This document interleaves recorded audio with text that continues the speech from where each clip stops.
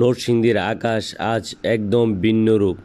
গতকাল ধরে যে বৃষ্টি হয়েছে তা যেন শুধু পানি নয়, বরং আল্লাহর পক্ষ থেকে এক বিশেষ রহমত। প্রতিটি ফোঁটা যেন মাটি ছুঁয়ে বলে যাচ্ছে, নতুন করে শুরু হোক, ধুয়ে যাক সব ক্লান্তি, সব জীর্ণতা। সবুজ মাঠগুলো আবার সতেজ হয়ে উঠেছে, গরুগুলো নির্বার হয়ে হালকা বৃষ্টির ছোঁয়ায় আরাম পাচ্ছে, আর কবুতরগুলো এক একটা গাছের ডালে বসে চুপচাপ প্রকৃতির ছন্দ উপভোগ করছে।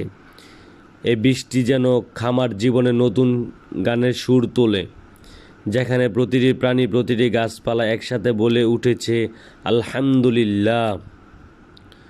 প্রকৃতির এই শান্তিময় রূপ আমাদের কৃষির সত্যিকারের সৌন্দর্য।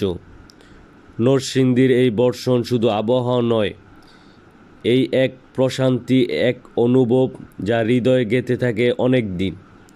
রাসেল এগ্রো আপনাদের সঙ্গে এই প্রকৃতির সৌন্দর্য ভাগ করে নিতে গর্বিত।